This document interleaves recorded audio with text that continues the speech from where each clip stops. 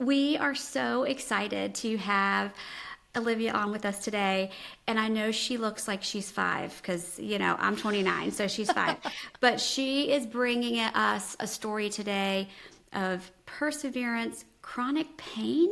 I'm so intrigued. So I'm just gonna let you tell us how you have found yourself into such a happy, joyful place from there. Yes, I love that question, especially because it's so true that where I'm at now is not at all where I was, and I really didn't even think that healing was possible or that joy or being pain free was possible. So, yeah, happy to dive into it. So, as we're recording this, I am 25, but at 16 years old, I bent over to pick up a softball from the ground, had a back spasm that left me bedridden for 2 weeks. I couldn't get out of bed unless it was to go to the bathroom, or actually, I ate in bed too. But I mean, I was a junior in high school. And so at that point, I was a 4 season athlete. I was doing, things outside of school. I had friends, I had all these things. And I literally just bent over to pick up that softball, and my entire life changed. So from that point, I was going to chiropractor appointments. I went every single day for a month. I had to sit on the sidelines and watch my softball team win states. That was really tough for me. But it started this experience for me that I really didn't understand. And I ended up spending a decade trying to figure out what was going on and how to heal from it. So I had a lot of different answers from a lot of different doctors. And the first thing I was told was that my muscles had been in constant, or my muscles had been contracted for so long that they shifted my spine completely straight, and it was causing pain. And that that was it. That's what they told me, and there weren't any answers. And so I went to all these different, I went to chiropractors and physical therapists, all these people to try to start healing and starting to feel better. Because at that point, I was in high school. I had to stand in the back of the classroom because I couldn't sit. It caused me too much pain. If I sat, I had maybe 5 minutes before I actually had to run out of the room crying. My mom had to put on my shoes for me. She had to tie my shoes. She had to put my pants on for me. Like, imagine being a 16-year-old who can't put on your, like, it was just embarrassing. And I just felt a lot of shame. And I really was at war with myself. I was really upset with myself. I didn't understand, and I was angry, and I just was constantly like, why?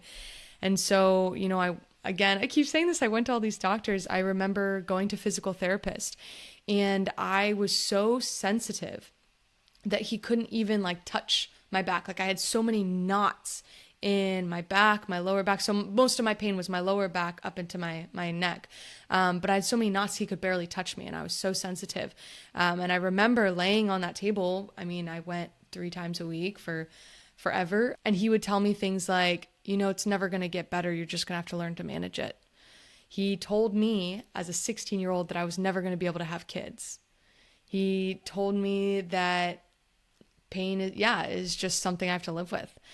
And so that's what I thought for a really long time. And I just struggled and dealt with it and felt like this was my life forever. And so I went on that way from 16 all the way to graduating or high school. I went to college somewhere that was 2.5 hours away, and I would have to stop every 45 minutes at a Planet Fitness to get a hydro massage on those beds to try to help myself because I was in so much pain. I couldn't even do the drive. So I got to school, but I would, have to come home in between each lecture hall and lay on my floor and cry. And I had a little seat cushion I had to carry around, which was really fun as a freshman in college to be seeing all these guys I saw at parties with my briefcase looking cushion. Like, it was so embarrassing. But I didn't know how to make it feel better, and I tried a lot of things. And really, when I had to quit all of my sports and I had to quit everything I was doing, that's kind of when I started going to the gym, and it was the first time I learned how to, do movement. But I had to learn how to move again. And as I started to heal, I kind of had to break these patterns of my mind expecting it to be painful, of my body expecting pain, to be able to differentiate between what is pain and what is just discomfort.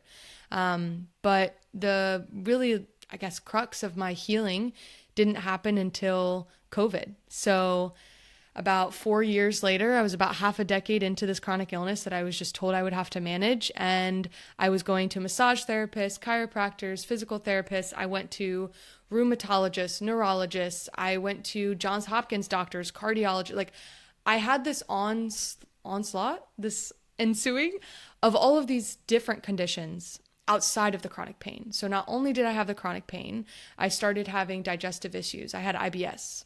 I started having thyroid issues, Hashimoto's. I got diagnosed with PTSD. At some points, I was, on the path to getting diagnosed with endometriosis. At one point, I was diagnosed with fibromyalgia, which is, chronic constant pain. So I had all of these things. I had this weird thing where my right eye would black out. I mean, I had the path of POTS. So my heart rate was very spontaneous, I guess, and I would black out easily or pass out. And so I just all these things. So I went to all these doctors, and the common answers or responses, I should say, were it's all in your head. Nothing's wrong with you. The labs look normal. Have you tried stretching? It's probably your hormones. And that's it. No questioning, no continuing to look or research, and no answers. Just these are things you have to deal with. And what I really struggled with along this path was that every single thing I was diagnosed with, whether it was IBS or fibromyalgia or endometriosis, they couldn't tell me why. They couldn't tell me what was causing it, and there was no treatment. All of these things were diagnosed by exclusionary, which means if you didn't have anything else, we just say you have this. And there's no way to treat it. You just manage it. And so I just got to this point where I'm like, I don't understand why. Why is this happening to me? What's causing it? Like, why is no one trying to find answers? So moving forward to COVID, then all the things I was relying on, which was chiropractor, physical therapy, massage, I found body modalities were the only things that were really helping me. They all shut down. I couldn't go anymore. And so I found myself in this absolutely devastating, terrifying time of, what am I supposed to do? And like, what do I do? And I remember talking to my primary care doctor, and he was like, well, I can give you prescription painkillers, and that's all we can do. And I come from a background of addiction on all four sides. So my mom's side, my mom's mom's side, my mom's dad's, all aspects are addiction, mental illness, drug abuse, all these things. And I watched my father get addicted to painkillers, and it destroy our family. And I knew in that moment that if I said yes to that, it would have been my death sentence. It would have been the end. I would have overdosed or become addicted. It would have taken me away from the life that I still had this deep inkling was possible. That there's something here. Something's not right.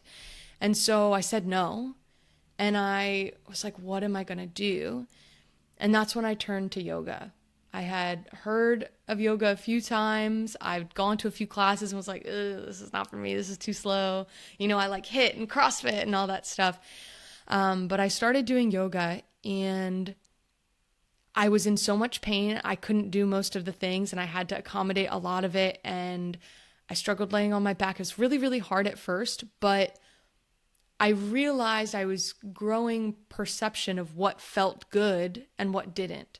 I was learning what caused pain and what didn't. When did pain happen? What did pain feel like? How to move my body and know where my body was in space. And it helped me come back to my body.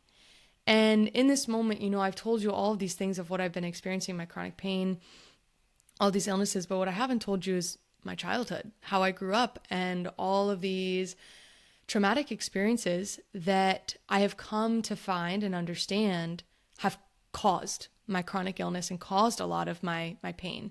And so I told you, my family grew up with addiction, grew up with issues of neglect, of abuse as a child, in all forms. And so I realized that I had been so dissociated from my body. I I was not embodied at all. I was living up, and as we go into yoga and we talk about the chakras, the upper chakras is the more thinking and logical, rational. It was so unsafe for me to be in my body that I had just completely dissociated from it. And yoga was the first time that I could safely and slowly come back down into myself and feel again. And so as I started this process of yoga, I had a lot of things come up, and I also, again, got to slowly expand and heal. And as I worked through these hardships, which it's so funny because yoga is a physical thing to a certain extent, but everything you do on the mat is reflected in your physical and your spiritual body too. And so as I was holding these postures, let's say holding a plank that was like, I can't do this, I can't do this, I can't do this. Well, I'm working in my mind, telling myself, yes, just a little bit longer, you can do it. And when I release, I sat there and, got to bathe in the fact that I did that. I was possible, I could make accommodations for myself. I could adapt, right? If I couldn't do this pose, I could do something else. Well, that tells me in my real life, just because I can't do this doesn't mean I can't do it. I just have to try to find a different way. And so slowly but surely, I was able to learn more about the nervous system and regulation and all these things, which we can dive more into. It's a more logical, more I can explain these things, but the felt sense of actually being able to rest. I didn't realize, I was never someone who could sleep in. I was never someone who could take naps. I was an overachiever, a perfectionist, OCD. All of these things were because of my dysregulated nervous system. And so as I continued to practice and I got to a place where I am now, I don't have pain. I have pain maybe around my period, around my cycle, when I'm ovulating, when I'm about to menstruate, but I don't exist in a life where I'm chronically in pain. And before, I was at an 8 to 9 all day. I was having flare-ups.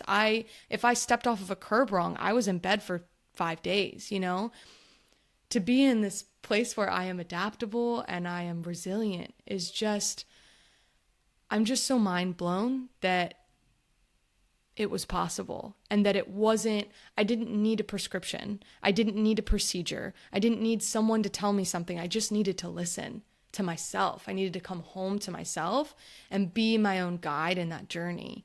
Yeah, and I started to realize, I can play and have pleasure and have fun and enjoy things. Life isn't just doing and being and existing and surviving.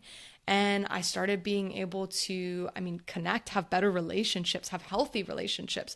I had a long history of toxic, manipulative relationships, which was my trauma, unfolding until I was able to pick a new path, learn the lesson and pivot. But I was able to relax and rest. And so it's been really beautiful for me to now be in a place through this journey of embodiment that out of all of the things that I used to have, all those conditions I listed, the only one I have now is my thyroid issues. And I am convicted and convinced and believe in the fact that I can heal from that too. I just haven't put in the time that I know is required.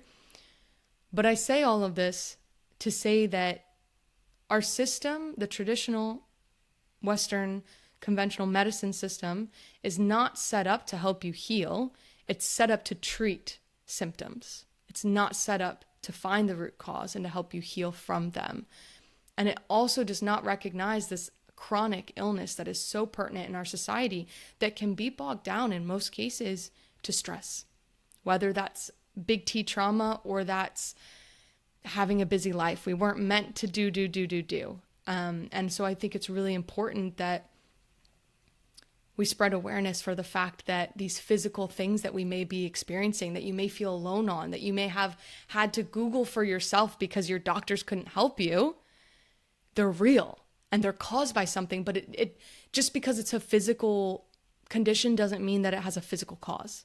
There's emotional and spiritual things at work that are deeper, that the traditional system isn't educated on how to handle. And there are ways to heal. There are paths, and you can heal. Healing is possible.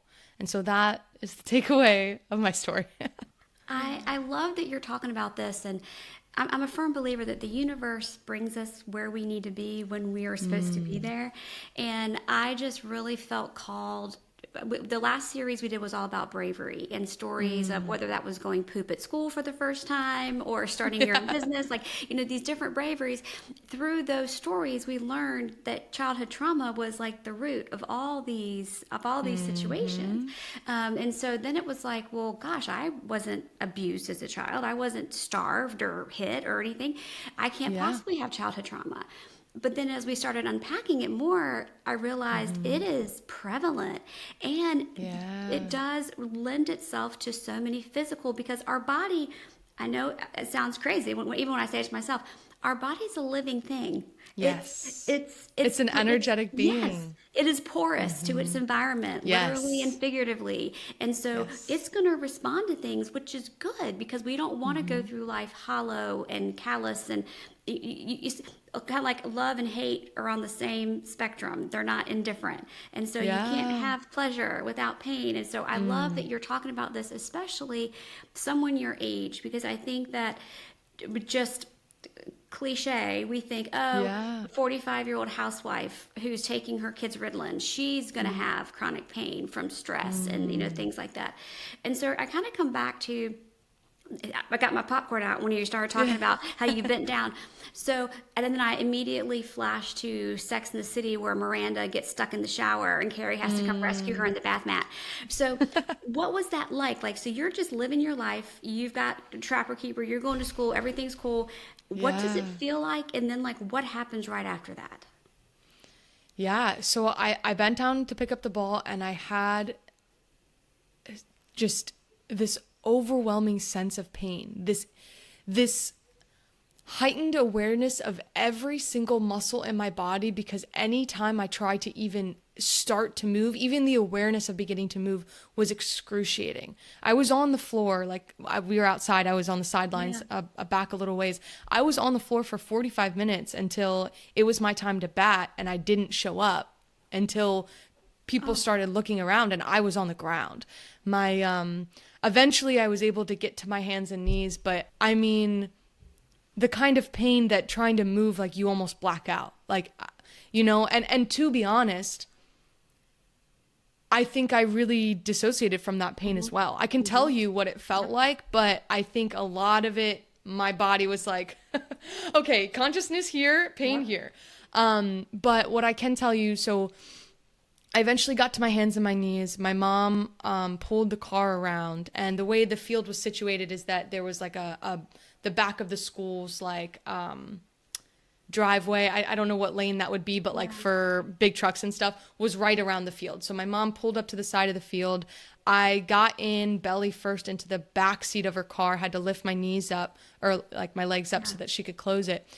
And I mean, I was wailing. I just, like, every single movement was just so painful. And my athletic trainer came over. He told my mom afterwards that was the worst pain he had seen someone in his 40-year career. So I got home. I needed help walking up the stairs. And once I laid down, I mean, it was terrible. I had to sleep on my back from 16 until 21, 22 years old. I had to sleep with 3 pillows under my legs, had to sleep with a heating pad, and I couldn't move. And so I was trying to do homework. I would have my computer set up, and then I would have, those hangers for pants that have the 2 clips on the Yes. sides? Yes. I would have that connected to my computer, and then I'd have the piece of paper, whatever homework was, on it so that I could work and do it. But yeah, I mean, that's what it was like. I couldn't do anything. I couldn't move. It was this overwhelming sense of confusion. I think it took a long time for me to accept and adjust into that new chapter of life. And then once I was in it, which we don't talk about this very often, that when you're in the throes of chronic pain, chronic illness, whatever it is, that becomes your new normal. That becomes your identity, especially when you're trying to find community and support and acknowledgement of what you're going through. And while that is very, very important and it's a part of the healing process, there also has to be this detachment from that identity, or else you're going to be stuck in it. I remember one of my massage therapists telling me to imagine back when, and just to give you some context, a year before this, I'm on the cheerleading team. I'm a captain on the varsity cheerleading team. I'm on the basketball floor doing 12 back handsprings in a row. I'm doing round off back handspring back tucks. Like I am, you know what I mean? I am agile. I am moving, and all of a sudden I can't touch my toes. But I remember my massage therapist telling me, remember, think about what it was like for you to be able to do those back handsprings. And even the thought of it caused me so much pain.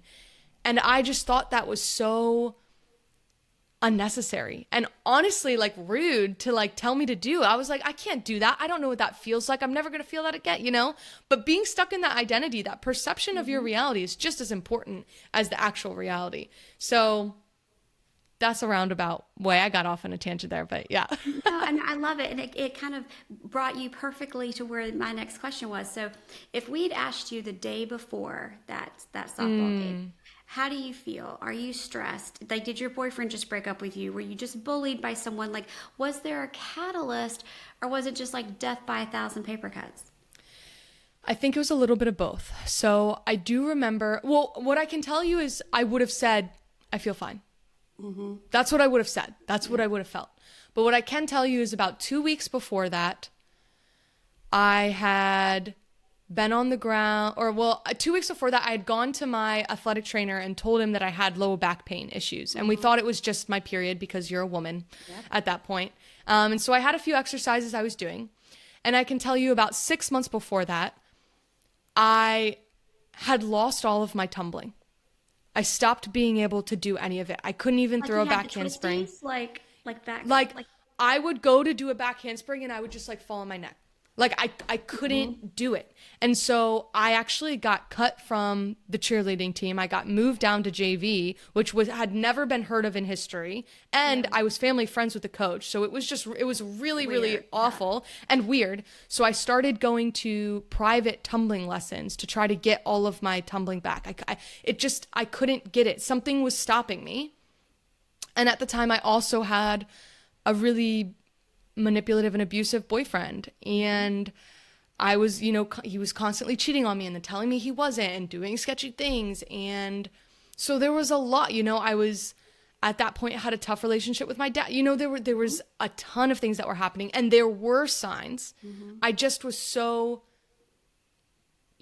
unaware, and just, I think when you're so used to all of these things happening, you don't realize that it's not normal and it's not healthy.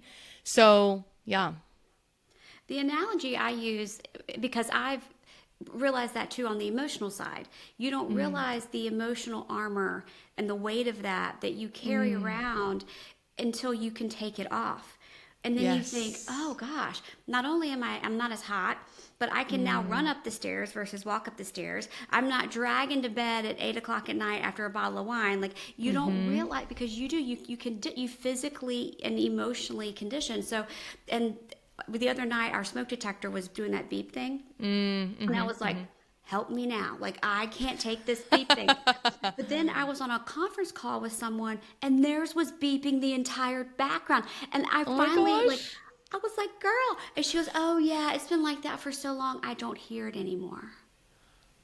Oh my gosh. And that just hit me like a tie. Because I couldn't get ours to stop. I literally took it outside and put it in the bin of our outdoor cushions. I was like, I took the battery out. I couldn't get the thing to die. And I'm like, how could you sit there and say that you don't even hear it anymore? So that just really like resonated for me, and that we need to normalize that's not normal. Like it's not normal to feel like we have to carry this weight, even if we can. It's tiring to have to carry that armor. And so that kind of then segue to like, how did your family, your friends, how did they treat, was it like empathy or was it like bullying? Like how was this received? That's a good question. I also had a lot of issues with friends at that time. I lost all my friends. I mean, they did their thing. They were still, doing cheer on the softball team. So I kind of lost all of them and I couldn't really do anything. And I think at that point, especially at first, I had so much shame and embarrassment that I didn't even allow myself the opportunity to, do things, be in places. And it was a lot of me learning, like, how am I supposed to communicate to you what I need if I don't know what I need? Exactly. And so it was a long time of me trying to figure it out. My family became very, very accommodating. My parents split when I was in 4th grade, so it was mostly just my mom, and she was putting on my pants for me. She was tying my shoes. She was driving me to things. I mean, I remember I was doing a study abroad in Italy my 2nd year of college, and I was so terrified. I wanted to cancel it. I'm like, how am I going to do an 8-hour plane ride? Like, and so my mom drove me to the airport. We had the back seats down, and I was laying in the trunk in the back seat on the way to the airport. Like, so she was extremely accommodating and empathetic. And as I told people what I needed, they could sometimes understand. I think there was a big barrier of people not understanding why. Like when they're like, what's wrong with you? If I could have said, oh, I have XYZ, I need XYZ, it would have worked. But I was like, I'm in pain. I can't sit here. I can't do this, and I really struggled with teachers. Teachers really had no empathy until I finally got working with disability services, which took me a long time because, again, I didn't have a diagnosis. But yeah, it was a bit of a mixed bag. And what I will say is my family personally struggles with a lot of things, which that makes sense when you know our background. And so we all kind of were used to having to accommodate to whether it was, You were used to that background drama. Yeah, or like, having like getting overstimulated really quickly, getting hot really quickly. Yeah, just like being very high maintenance. And so it was a shift. But yeah. And then, so now I want to know, I assume, but I want to know if my assumption is correct. Was there a moment when it clicked inside of you and you said, I feel me now? Oh, that's a really good question. I think it happened slowly, but it happened when I got out of my childhood home. When I moved out and I moved across the country to South Dakota with my now husband, but my then boyfriend, who is in the military. And I felt this relief. I felt this expansiveness, but not me expanding, but like room. I felt space to breathe, to grow, to make decisions. I think I was so stuck in these patterns of suffering and pain and, all that was tied to what had happened in that house that I was finally like, whoa, like, wow. And also being in an extremely healthy relationship, learning what it's like to be able to depend on someone, to be able to receive from someone. I mean, I could go into a whole thing of all the struggles that we had at the beginning of our relationship, but that's all to say moving that time was a huge eye-opener for me. And then when we were leaving South Dakota, we were going to have to drive from South Dakota to Virginia where we were moving 24 hours over 4 days. And I told you I couldn't do 2.5, you know what I mean? Yeah. I couldn't even do 2.5 hours. And so I was like, there was a part of me that slowly believed I could do more. Like a part of me was like, this is possible. Like keep working, keep trying, keep finding. And so I went to a pelvic floor PT and I was like, I have to be able to drive. I need to not be in pain. Help me, please. And she helped me learn a lot about my body and what was kind of going on. I know emotionally now that I had a lot of issues with tightness in my hips and my pelvis and constriction there. And that manifested physically as having really poor internal hip rotation, having a really, really contracted pelvic floor. My pelvis or my hips were tilted and twisted, all of these things. So she gave me these exercises to do and I felt great. I was like, wow, what? This is insane. And it also took her telling me, So what I had believed all before was like, I need to be in specific positions so that I can do XYZ. And if I'm going to be, if I'm going to be doing ab stuff, I need to have a super flat back and I need to exercise. And she's like, no, no, no. The human body is meant to work. It's meant to do it, and it'll accommodate to you. You can do things, and your body will figure out how to do them. And once you get to a position that like your body's neutral, then it'll stick back in that. But what you're in very heavy grooves of being in a weird place that it's used to it. Once you shift back, the more you help your body shift back naturally, you'll go back into that groove. And so I was like, oh, okay, my body is meant to move. My body is meant to, if it's slightly twisted, it's okay. It'll figure itself out. And so I started having those exercises, and she was like, don't do them every day. Do them when you need them. Okay. Don't force yourself into this routine to just do it when you need it. See how you feel. If you need to do it 2 times, whatever. And so by that time we had gotten married. We were going on a honeymoon to Yellowstone, which was a 12-hour drive. And so that was like my little test of like, am I going to be able to do it? Love that. And I drove 6 hours straight myself driving and 6 hours in the passenger seat. And I was okay. And I did my exercises and I was like, wow, like this is possible, And so I think that was like a big time for me where I was starting to lose the chronic pain and I was starting to see myself and what was possible again. And then we moved out to Virginia, and that was when I was like, I want to run a 5K. I had never been able to run. It caused me too much pain, but I got more connected to my spiritual side. I was meditating and I was like, I need to do a 5K. I need to do like a Tough Mudder or some sort of obstacle course, something that tests me physically and mentally. And I want to go camping. I want to camp on the ground. And I mean, I would never even dream or think about doing those things. But I did the 5K last November. I went camping last September, and I'm doing a Tough Mudder this October. And so I'm doing those things. And so I think those for me in themselves are moments of like, oh my gosh, I'm doing this. This is like possible. This is real. Yeah. There's that strength in yourself. And I think so much that we lose when we are carrying that armor, when we're fighting all these external battles, we then can't fight the battles for ourselves. Because so often like we show up for ourselves last.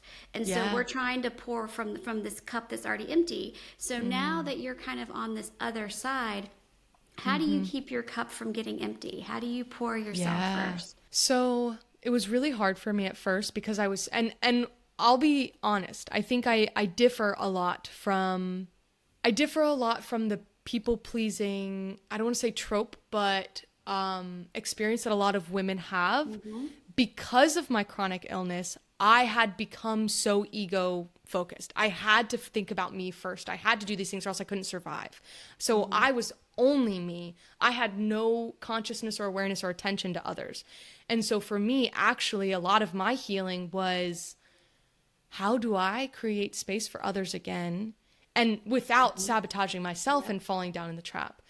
And so what I realized was that when I take care of myself, and I don't expect others to do that, when I fill up my cup, I'm better able to fill up others. It was the first time that I could actually be present with them and help them and listen to them, And so as I've continued down this journey, I've realized the best way I can serve others is by serving myself first. And it's not, I think in relationships, oftentimes there's these theories of like, I help myself, you help yourself, then we come together, or I help you, you help me, and that's it. It's like, it's yes and. It's I take care of my deep needs, the things that I shouldn't be relying on you for, and you help me in other ways, too, and give me things that I need as well. So for me, it was kind of the opposite of how can I create a capacity to be in relationship and be in connection with others.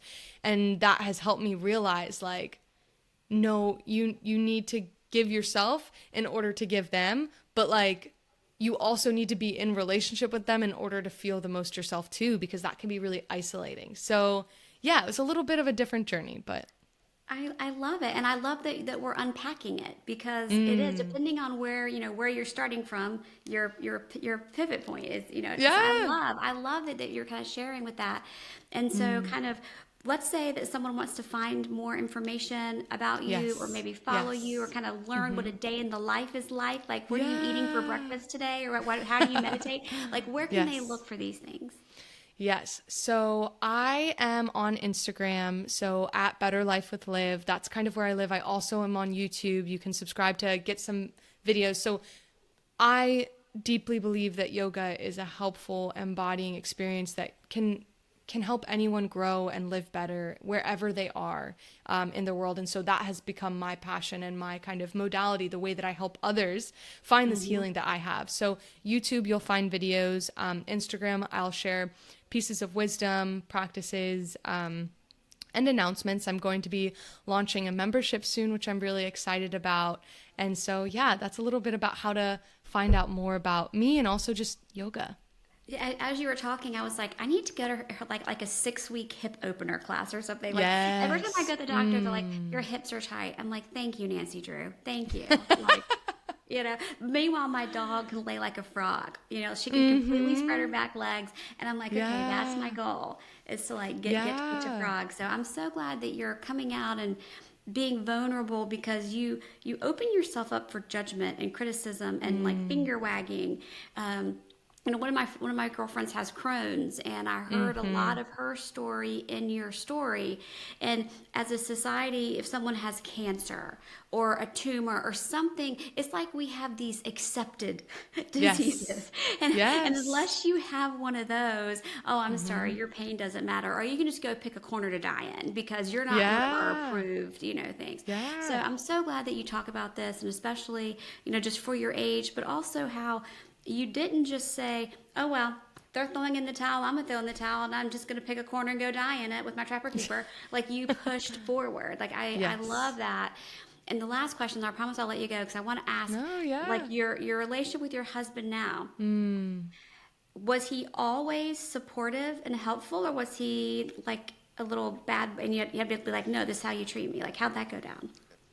I am so blessed to have found the most incredible partner. I can't say enough. I think about how, like, when we first started dating, I couldn't even cuddle with him. I mean, I had to lay on the bed, like I was constantly having to lay down or have flare-ups or Mm-hmm. whatever. He was always accommodating and understanding and empathetic and really an open vessel for me to pour all of Yeah. my things into. And it's so funny because as I have grown, I'm so inspired by how remarkable of a human being he is. And as I learn more about yoga, I'm like, he is like the embodiment of yoga and spirituality and all of these things, and he doesn't even know. But he just has so much grace and so much compassion and so much patience. And so I'm so grateful, because I really think part of healing is Mm-hmm. having people being willing. Compassion is being willing to sit with Mm-hmm. you in it and see you Yeah. fully. And what you were saying just now about the different types of diagnoses getting treated differently, Mm-hmm. I think people don't have the capacity. They're too uncomfortable to sit with these things, to be present with us and to accept them in us, which makes it hard for us to accept them in ourselves. And so I was able to have the time, the safety, the container to explore and learn and grow, because he provided that for me. And so, yeah, and we reflect back on it now, and I ask him, like, wasn't that just like so annoying? Like, wasn't that just like so overwhelming and frustrating? He was like, I was so happy to do it. And I'm like, you say the right things. Like, I know, I love it. but yeah, very blessed. But I'm glad that you kind of bring that up, because I don't think, especially in relationships, we don't often think about the impact we can have on our on our Yes. partner, on our relationship. Mm-hmm. Just, and when you mentioned that he would sit with you, I instantly was like, because I thought, okay, if I'm going to sit with someone in their place, in the whatever they're going Mm. through, I've now got to sit in my own at the same time Yes. Yes. and You deal with have to my be own. regulated enough to sit with Yes. that. And Yeah. so I'll be like, I'm like, I have like had the broom. You'll be Yeah. fine. You'll be Yes. okay. So I'm Yes. so glad you brought that up, because that's something I think, no matter whether we're best friends, girlfriends, guy friends, like just whatever, Yes. being that example that you just so beautifully described for other people. Because yes, Yeah. there's the work that we do, but then there's the work that gets done in community, and I think that's Yes. often kind of overlooked. Yes, and going off of that too, when you were talking about, we talked about the question of like, do you pour into your own cup before you pour into others? What I have realized is partially that I need to pour into myself so I can pour into others, but it's also I need to sit with my stuff. I need to move through it so that I can be an open container So for true. other people's things too. So I can sit with them, because if I'm not able to sit with myself, I can't sit with others. And it makes me think about one of the things in yoga. There's this quote that has been on my mind recently that's strengthen yourself so that you are strong enough to hold up your loved ones when they fall. And I love that, because it's so true. Like you said, if you don't have the capacity to sit with, you cannot be present for and with others. And that's something that I discovered on my relationship with him, that he would have to like really get into a space of giving before coming home. He would have a lot of stress and kind of overwhelming to come home to be that vessel for me, because I was never that vessel for him. There was no reciprocation there because I couldn't handle it. I didn't have my own vessel. Now I And need to talk so, to him. I need his story. I need his whole yeah, like right? how were you formed into this? Like what happened? What happened to Yeah. you in kindergarten? Who shared their Yes. Legos with you? Because I feel like that's where it starts Mm. for all of us. It starts, Mhm. even before we're in school, but just these just minor interactions, and someone says something just off, and now you carry that with you, and you can never wear Yeah. orange because someone said you look like a pumpkin when you had orange on. Like Yep. and you're like, I was in kindergarten. Of course I said that, but I look great in orange. So I'm Mhm. so glad that you not only were vulnerable in your story, but shared the bigger picture, because that's really our goal with this series, is for us to sit with ourselves, get Yeah. ourselves straight, so that as a society, we can be there for each other. As a community, we can be there for each other, Yes. because that's the only way. Yes. Red Rover across the street is the only Mhm. way it's going to happen. So I was just Yes. so glad to have you. And we'll make sure we put all Mm. your links in the show notes so folks can find you and follow you. And Beautiful. I was really honored to get to meet you today. Oh, I feel so grateful and blessed to be here. So thank you, Jillian.